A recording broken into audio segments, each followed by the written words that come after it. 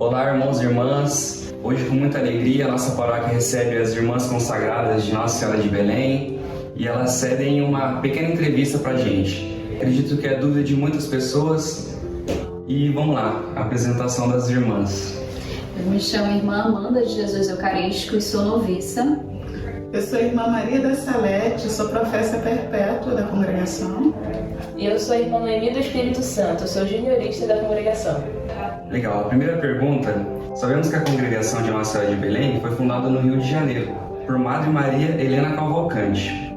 Você poderia nos contar um pouco a história da Madre até a fundação da congregação? Toda a história começa com uma pessoa, né? Então, nossa Madre nasceu em Belém do Pará, uma família católica, né? Os pais de nossa Madre, Djalma e Conceição Cavalcante. Nós temos o hábito de chamar nossa Madre de mãezinha. A palavra Madre significa mãe. Então, essa maneira, forma carinhosa. Mãezinha nasceu em Belém, ainda na infância veio para o Rio de Janeiro, estudou na escola alemã no Rio de Janeiro e no ensino médio foi para Poços de Caldas, até por uma questão do clima, para ajudar na parte respiratória. E nessa ida para Minas Gerais, conheceu as irmãs dominicanas no ensino médio e aí começou a surgir o chamado vocacional. Estudou com as irmãs dominicanas, voltou para o Rio de Janeiro, fez a graduação na PUC e pediu para ingressar na congregação. Então, em 1958, 7 de março de 58, mas ingressa na congregação das Irmãs Dominicanas. E as Irmãs Dominicanas têm os colégios próprios, então, durante 10 anos, Mãezinha trabalhou com a infância e juventude nesses colégios. Mas sempre surgiu no coração essa preocupação com aqueles crianças e adolescentes que não tinham essa formação religiosa e que vinham para as escolas públicas, que não tinham a mesma formação das crianças que estudavam em escolas católicas. Já no Rio de Janeiro, o cardeal pede um trabalho nas escolas públicas, um trabalho experimental, e solicita uma das irmãs dominicanas.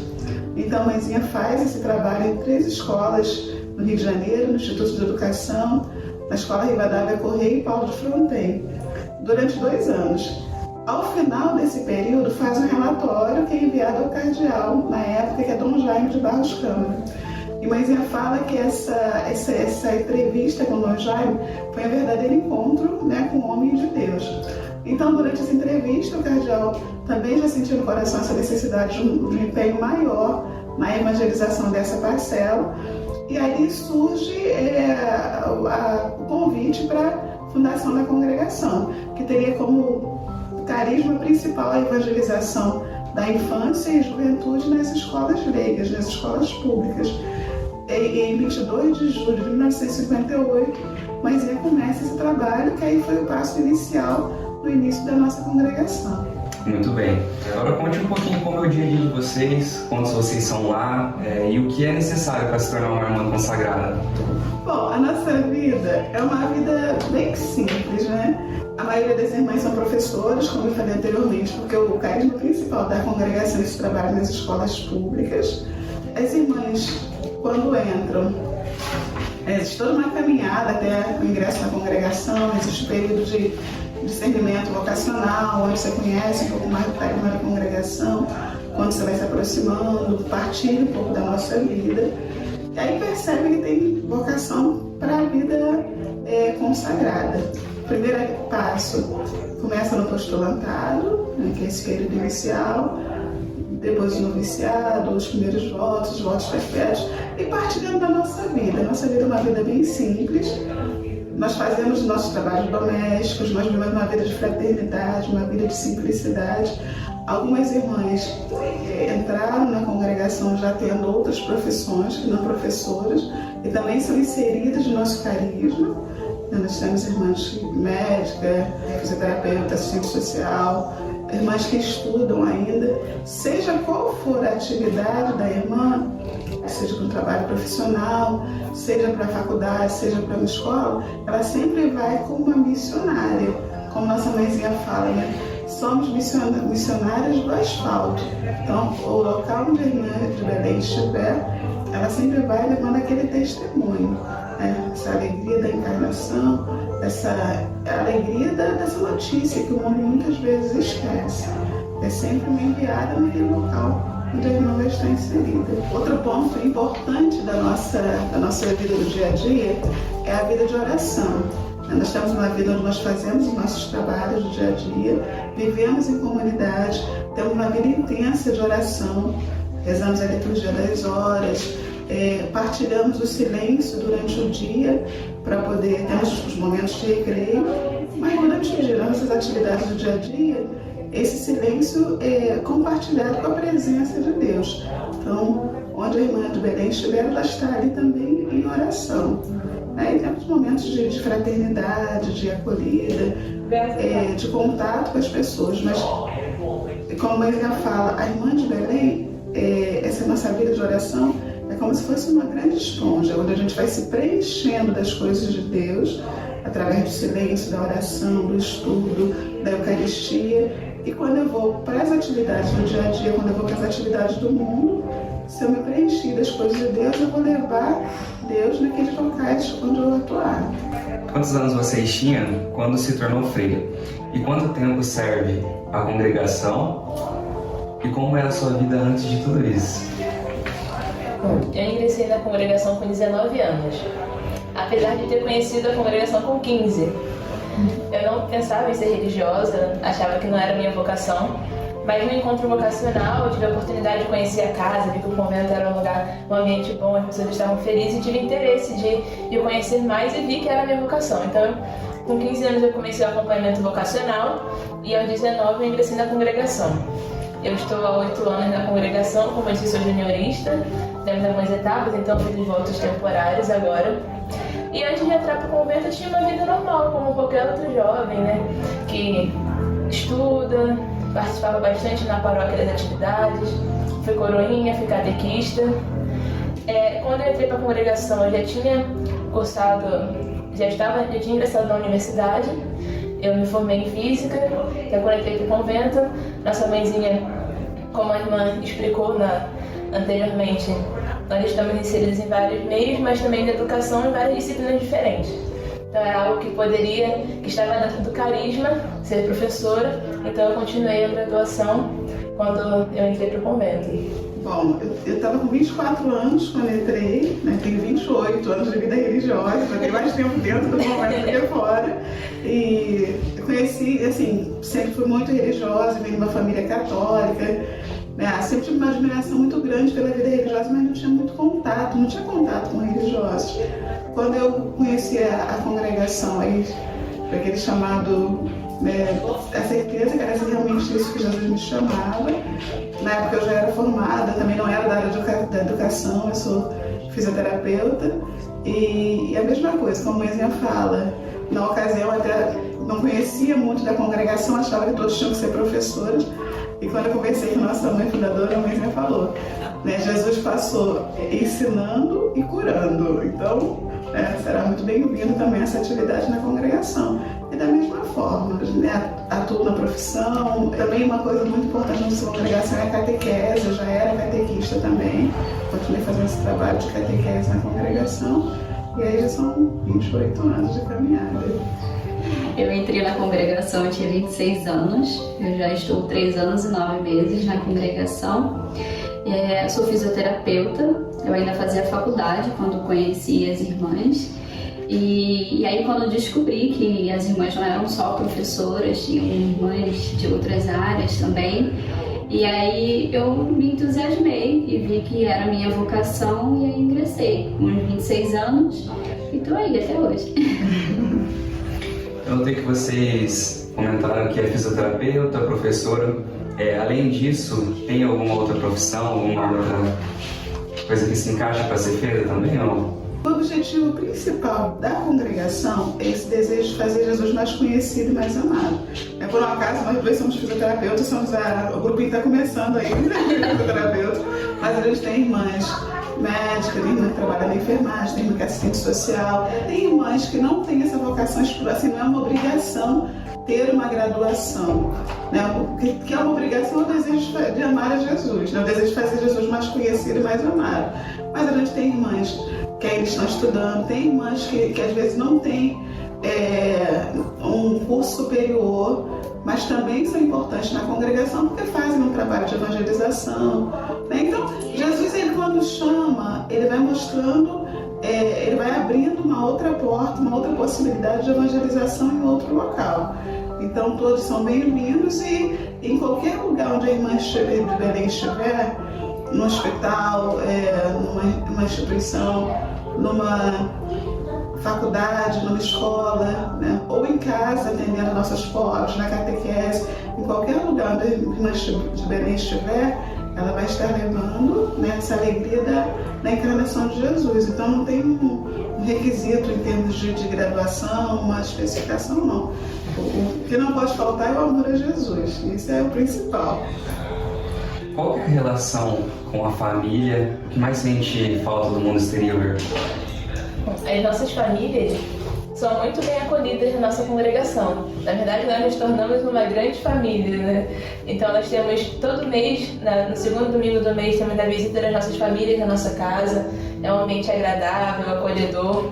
A relação entre as famílias também fica muito bonita, porque é a nossa família, a família das irmãs é a nossa família. Então, como Jesus falou, né? É o centro, 100 vezes mais é irmão e irmãs, pai e mãe, porque o laço só aumenta, né? Aquele círculo só vai aumentando, isso é muito bonito.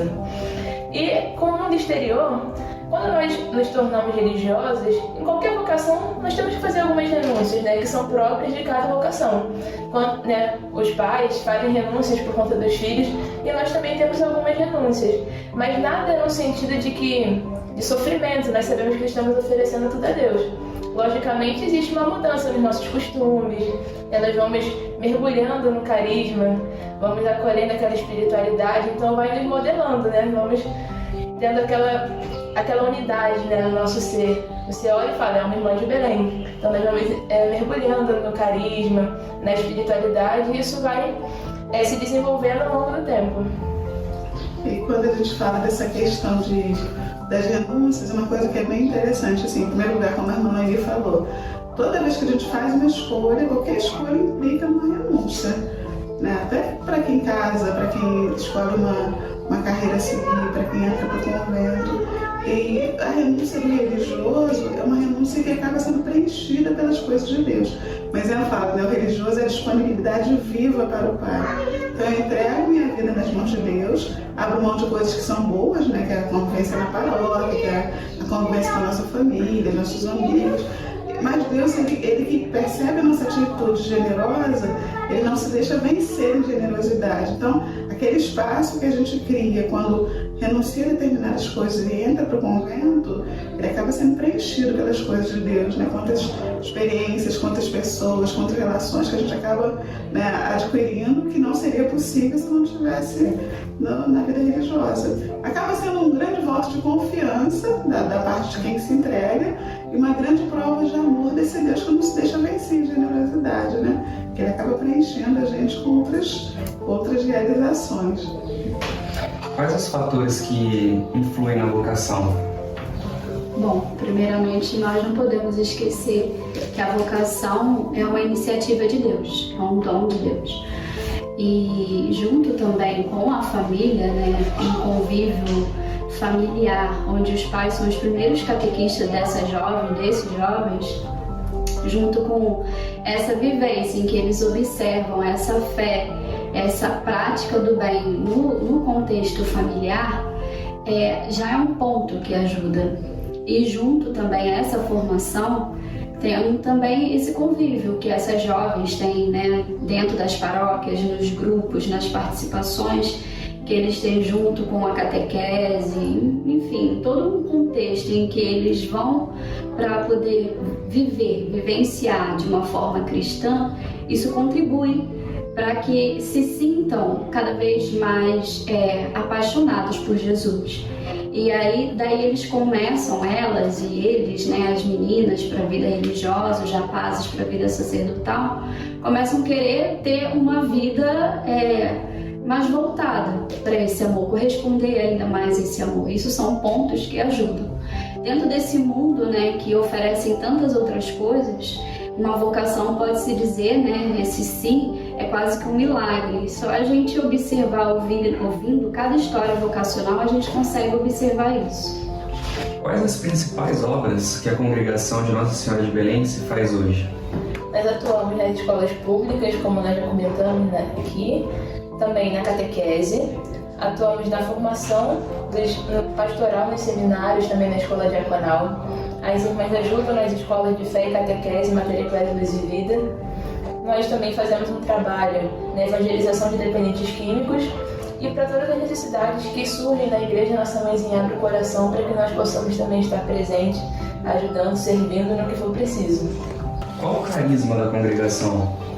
O principal carisma da congregação é a evangelização da infância e juventude nas escolas públicas e atuamos também na catequese em diversas etapas. E o que a congregação espera da Igreja Católica? A congregação se coloca a serviço, né? A gente espera esse amor filial, né? Porque a gente se coloca a serviço das necessidades que vão surgindo em relação à igreja. A nossa mãezinha tem um coração muito aberto, não só para vivenciar o nosso carisma, mas para as necessidades que surgem no dia a dia, porque a igreja vai caminhando, né? O Espírito Santo inspira a igreja e ela vai caminhando dentro de necessidades que vão surgindo. E a gente se coloca à disposição. Nossa mãezinha fala que cada fundação é uma inspiração de Deus, uma respiração da realidade. Então a congregação ela tenta se manter sempre fiel à igreja, nas necessidades que foram surgindo no dia a dia, para poder também, né, dar a sua contribuição, ajudar de alguma forma, para que Jesus possa realmente nascer em cada coração. Nós sabemos que vocês têm a percepção do que está acontecendo nos dias atuais, perante as guerras, intolerância e falta de amor com o próximo, em todos os sentidos. O que vocês esperam dos jovens hoje? Bom, diante de tantas coisas que acontecem no mundo, percebemos que é necessário fazer Jesus mais conhecido e fazer com que as pessoas amem mais Jesus Cristo e ao próximo. Então precisamos semear esse amor. Fazer com que esses jovens empenhem a vida deles, coloquem a vida deles em algo que vale a pena. Nossa mãezinha mesmo nos ensina que vale a pena correr o risco de Deus. E a mãezinha também fala que se formos almas conquistadas por Deus, seremos almas conquistadoras para Deus. Então, que a gente possa levar esse amor, semear esse amor e fazer com que esses jovens também amem cada vez mais Jesus Cristo, o próximo, porque é o que o mundo está precisando. Qual que é a melhor idade para começar a catequizar as crianças? A família é uma igreja doméstica. O primeiro catequista de uma criança são os pais. Então essa evangelização começa desde sempre, principalmente em casa. O que as famílias podem fazer para iniciar a catequização dos seus filhos? A gente sabe que assim, os primeiros passos na vida religiosa acontecem em casa, né? As primeiras orações, aprender a fazer o sinal da cruz, mas principalmente o testemunho cristão. A criança ela vai vivenciar o tempo todo que a família, como é a forma da família viver. Então, se aquela criança vai para a catequese, ouve algumas coisas de forma teórica, mas que na vida do dia a dia ela não vivencia aquilo, fica muito complicado esse conflito. Então é importante que os pais deem um verdadeiro testemunho cristão, que aí a criança, quando for para a catequese, ela só vai concretizar isso de uma maneira, só vai perceber isso de uma maneira teórica, aquilo que ela já vivencia. Então, o testemunho é o primeiro passo, é importante da família. Sobre os catequistas, o que esperam deles para que eles possam catequizar da melhor forma possível? Para os catequistas é importante uma dedicação muito grande, um amor pela catequese realmente, mas sobretudo a formação, para que nós tenhamos uma fidelidade aos ensinamentos da igreja. A igreja ela é guardiã do depósito da fé, então nós somos aqueles que vamos levar os ensinamentos de Jesus com fidelidade. Não falar o que eu acho, levar a minha opinião, mas levar realmente aquilo que a igreja ensina. Por isso é importante a formação, o preparo. E nossa mãezinha diz que ser catequista é ser jardineiro de gente. Então é fazer a sementinha da fé nascer no coração de cada criança, de cada catequizando, seja ele jovem, adulto, e levar todos eles a um encontro pessoal com Jesus Cristo. Vamos encerrar nossa entrevista aqui. Conhecemos um pouquinho, né, das irmãs. Fico muito feliz. A paróquia São José Operário fica de portas abertas para receber quantas vezes for necessário, quantas vezes vocês quiserem vir. E eu vou deixar para vocês falarem algumas palavrinhas, se vocês quiserem, à vontade. Bom, eu gostaria de convidar que vocês conhecessem um pouquinho mais da nossa história. Nós temos um Instagram, né, @Irmãs de Belém, que é uma forma de conhecer um pouco mais sobre a nossa fundação. A gente faz o trabalho de formação também e conhecer como é que é a caminhada da congregação. Eu queria fazer um convite para os adolescentes, para os jovens, né?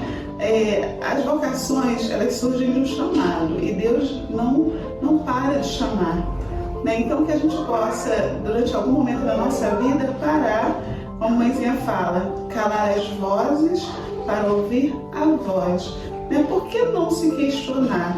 Será que Deus me chama para uma consagração especial? Né? Será que realmente esse chamado não tem um espaço na minha vida? Parar para pensar nessa possibilidade de ser realmente uma pessoa escolhida por Deus para uma consagração especial, ou seminário, ou uma comunidade de vida, ou uma vida religiosa, né? E se realmente sentir, né, que brilhou, o coração bateu mais forte, brilhou um pouquinho, né, a estrela de Belém, entre em contato com a gente, venha conhecer a nossa casa, serão muito bem-vindos. A nossa Grutinha de Belém está aberta a todos, então não feche os olhos à luz, venha para Belém.